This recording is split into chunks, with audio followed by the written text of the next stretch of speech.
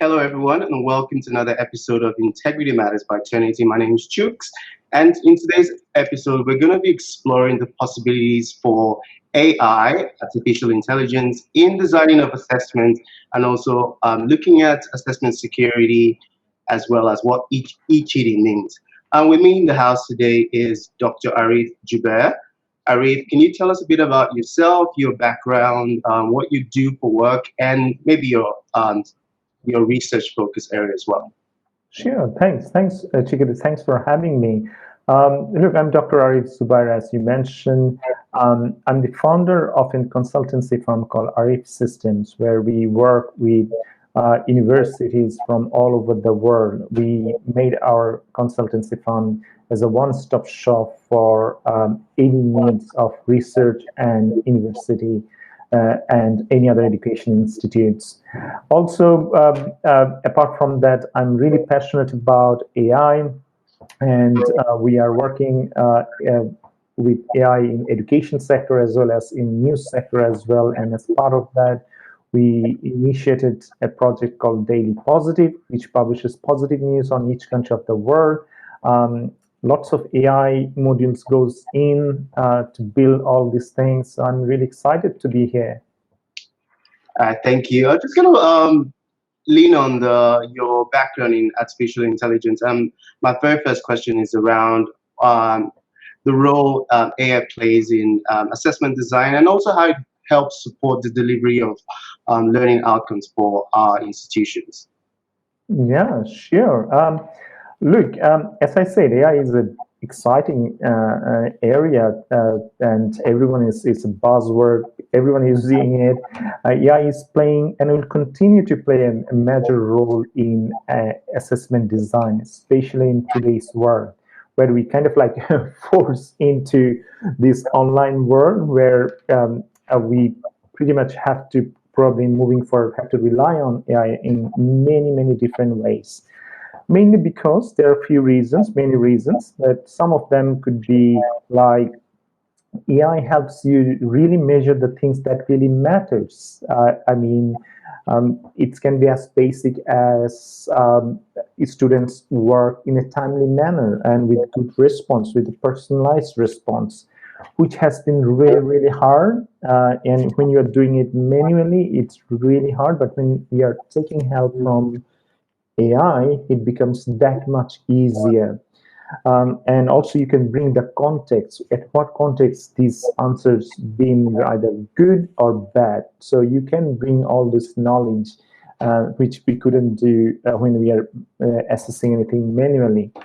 And also, as I mentioned about a little bit about personalized learning pathways, that's been a dream for all these institutions.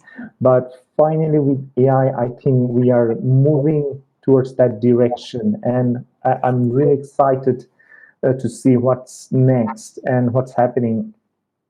And it just helps the students in so many different ways. I mean, you can assess the students throughout the semester rather than just giving them four assessments, week 5, week 7, 8, whatever is the timeline. Because when you have that assessment on week 5 or 7, things like that, you're breaking down the semester like that, you're kind of like creating a recipe for them to take advantage of a bit of extra parting in the first half of the semester and then only concentrate on the assessment just before the submission date. But AI can help you, amazingly help you to assess the student throughout the semester. That's going to increase the engagement.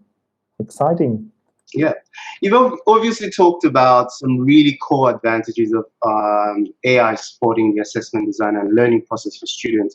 What would you say are some challenges that occur in the institutions when it comes to adopting this technology and actually using it as you've just mentioned? Yeah. Look, we have been working, and what I hear from by talking to people in the university sector or any other education sector, the first challenge, and it's just across the board, I found is true that teachers training needed. The number one issue that I found teachers training. We just have to understand, even when I'm in the classroom, I often teach as a sessional lecturer in a couple of universities here in Australia. One thing I found, I perform as a lecturer, I perform better when I start thinking from user's point of view. Unfortunately or fortunately, AI wasn't there for our teachers. When we were students, AI wasn't there. So it's new for the teachers as well. So anyone trying to embrace AI for their institutions, one of the main thing that they have to concentrate, teachers training. It's really, really important.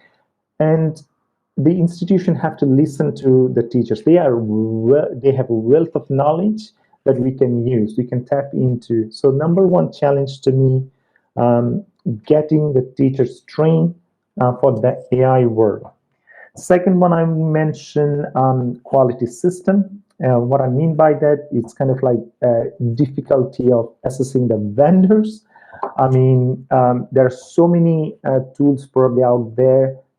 You often lose it among all this marketing campaign, but it's really hard to get the right one for you, not the best one, the right one that's best for your institutions. But what I found, the best way to get over these difficulties is start making decision in your institutions based on data. Let the data help you to make decision across all aspects of your institutions, and then it becomes that much easier. That's amazing when you start making decisions based on data and you find that, all right, I know which one is good for me. And as the third one, I would say what I'm hearing from when people are trying to design their activities for AI work, they often find it hard to have activities that will make people critically think about their assessment. That relates to your personalized pathways. So something, again, if you start really making decision based on data, eventually you will know what sort of activities will really make it better. So, but the other point, before I finish, I should mention from the technology point of view, just remember AI depends on data. So data quality and quantity both are equally important. So make sure your institution is ready with the data. Your institution should have those data. Perfect. I think that's a really good response, and I think it's one of the few things we need to take into consideration while we're rolling out technology that it has inbuilt artificial intelligence in it.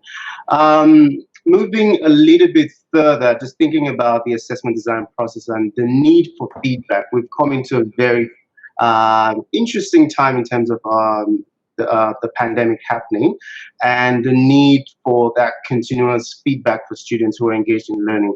So or what would you suggest academics or educators can take into consideration, or what are in engaging with artificial intelligence when thinking about the feedback aspect of assessments? Sure. By the way, it's one of the critical question I think everyone should think about in their institution. The first thing I'm going to say, the academic should be able to interpret the outcomes of their AI integration. AI is going to give you a lot of numbers, a lot of trends, but at the end of the day, the academic should be able to interpret them. And that's what I was mentioning as teachers training is one of the big challenge.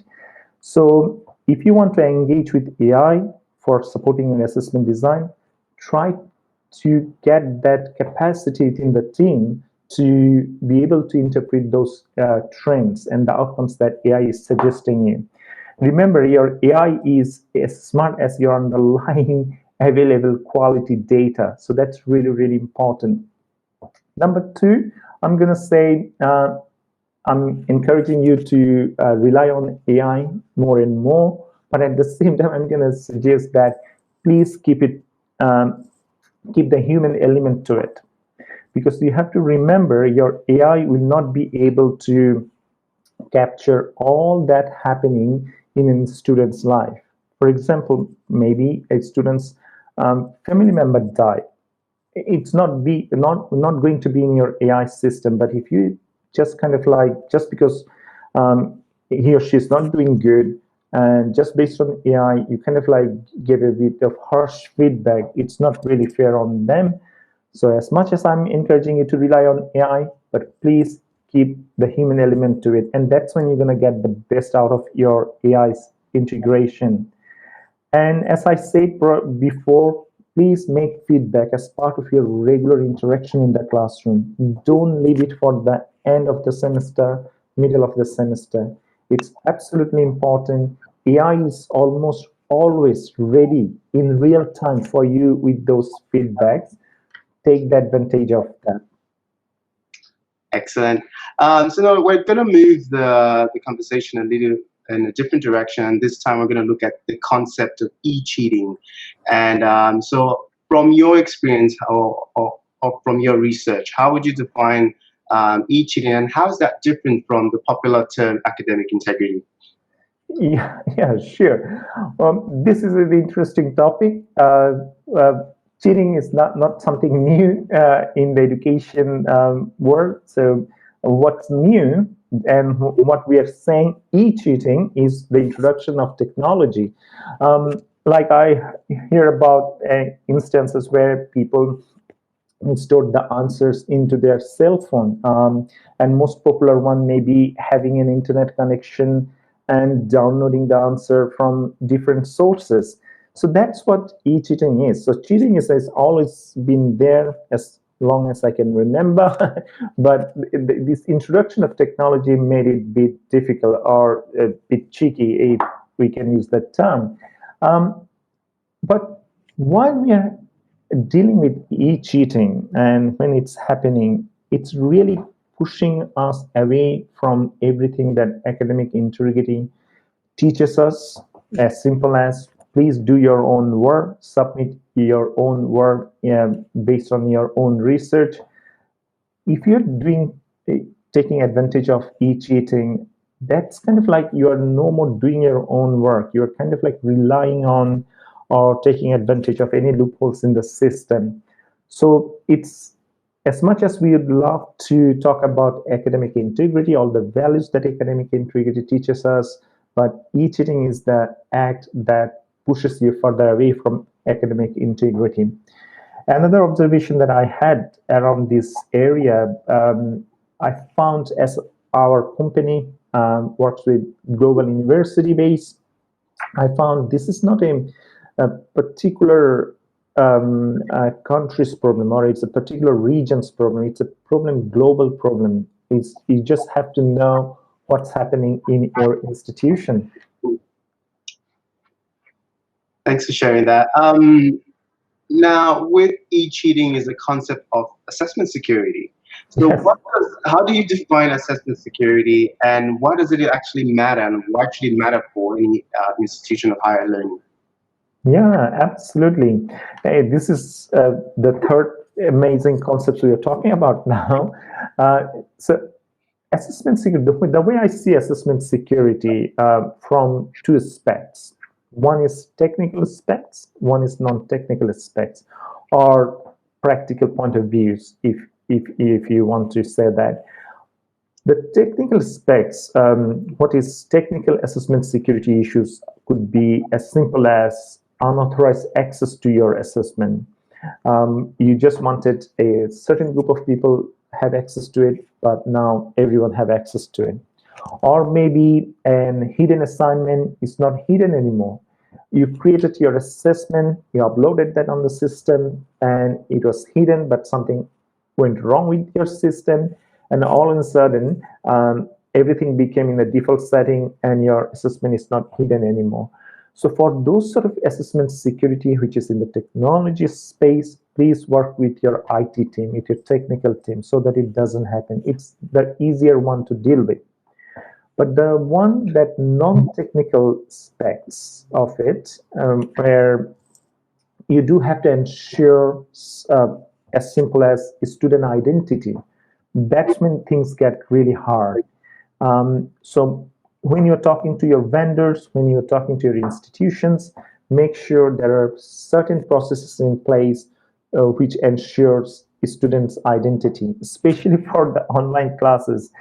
I mean, in the online class, you will may not even see the face of the students ever in your class. So it's really, really important that you take this sort of these aspects of assessment security into consideration. So basically, if I'm kind of like thinking of all these examples of assessment security, the concept of assessment security to me is kind of like safeguarding your assessment from any types of cheating. That to me is kind of like what assessment security is. But why it is important? I think I kind of like answered that to a certain extent, but the most important thing is it's your reputation is on the line. I mean, your institution reputation is on the line. If you don't secure your assessment and all of a sudden it is available online for people to download with the solution, it doesn't create a good impression. Absolutely not. And most importantly, what happens when there is a breach in your security? Look, we are not judging the student fairly, and consequently, we'll be producing some low quality graduates. Thank you. Now, I'm just thinking about anyone who's watching this at any point in time, and we talked about three good concepts. Looked at academic integrity, looked at e-cheating, and looked at assessment security. So I would like you to distinguish between academic integrity, e-cheating, and assessment security, because it sounds like they're all the same, but I believe I know they're not the same. But for anyone who's watching it, I would like you to elaborate on what the differences are. Yeah. Certainly it's a very challenging question, Chikudi. Thanks for asking me that. I'm going to try my best. Look, it's the way I see academic integrity. Academic integrity to me is a set of values. Values like trust, values like honesty, fairness, things like where it can be as simple as in a group assessment, if you are ensuring that everyone is contributing equally. Those values, to me, is what academic integrity is all about. On the other hand, if somehow there is a loophole, there is a loophole in your process that facilitates academic integrity, which people can use to take unfair advantages, that is an issue for me of assessment security. Now, finally, if you kind of like cheating to me would be an actual misconduct using those loopholes of assessment security, which is going to push us away from those values that academic integrity teaches us. I absolutely love your analogy of how to distinguish them. I think that's one of the biggest challenges. Is every year there's a new buzzword, there's a new concept, and people are trying to understand what does this mean and why is that different from integrity. So we're going to bring the conversation back into artificial intelligence, and the next question is around how artificial intelligence is affecting both e-cheating and assessment security. Do you think there's any relationship between the three of them, or do you see AI supporting or informing how we do things better? Yeah, it's the keyword that you just used, informing. At the AI, we haven't reached to the full potential of AI. The current AI probably more into informing us. So I'm so glad that you used that keyword, inform. But AI is increasingly it's getting better every year. I mean, I'm so impressed with the progress so far. But it's already offering so many good things. For example, transparency, which probably relates to plagiarism. almost all the tools out there, including Turnitin, of course, number one, I would say, which kind of like helping us tracking these things. But what about when students are going out and watching a YouTube video or podcast or any other audio source? Is still not all the tools are able to capture those different sources. When it's text-based contents, plagiarism is easy to pick up. With different sources, it's not so easy for all the tools out there. But AI is definitely helping us with that tool, empowering us, informing us, and creating that transparency. The other thing it's doing is creating fairness. AI is giving us lots of insights, and it, for example, one thing I found once in my class actually, when a student submitted their first assessment in writing, it was okay. It was not the best structure. It didn't have the best English. It didn't have the best scientific knowledge into it. But then the assessment two came, and it's just completely opposite. It's just top class. And generally, I found, based on my experience, these are red flags. So AI definitely helping us, empowering us again to deal with cheating and assessment security. But I think what next is prevention, transparency and fairness. As I mentioned, these are more reactive. That something happened, and then we are kind of like having a way to deal with it. But I think where AI will head is in the prevention stage, where we'll be able to prevent that from happening, not allowing that to happen and then react to it. Look, we are kind of like already doing it. Like we do provide warning to the students that, hey, it sounds like you copied it from somewhere. But maybe moving forward, we have to do it a bit more rigorously so that they don't really actually commit to that. But the problem here, the biggest challenge would be that we have to do it without breaching any student privacy, which is a big issue. Very interesting. You've actually raised a really good point around AI providing insights. I think we live in a world where we're relying on data and historical data to actually make future decisions. So my next question is more futuristic. We're looking at what are future implications of more advanced AI when we're thinking about remote assessments and still upholding integrity. Have you got any thoughts on these? Yes. Look, I think, look, we are now living in a world where universities really can't tell whether an essay is written by the students or AI using an AI tool. There are so many AI tools out there that they can really write your essay. So we are already there. But what do we do? How can advanced AI help us? Obviously, pattern recognition, that's already happening, but this is going to improve a lot more. But I think what other things gonna come in beyond simply text pattern recognition is voice recognition, image recognition, face recognition, so and so forth. Here at Arif Systems, we had a client where they went with an idea that they will have 60 students for a written exam, and the lecturer was supposed to look at all 60 students in a Zoom window in his computer. And it's not possible. I mean, so to be able to, if you really must have an exam, written exam, maybe a face recognition tool will help in the future. So there are so many tools like this, including another one, I'd say geolocation. Geolocation is, the tool is already there, but we just have to be able to use that much more methodically. For example, if somebody is hiring a particular person from overseas, geolocation can tell you now this exam or this assessment is coming from overseas. Or you don't want all of your students to sit together.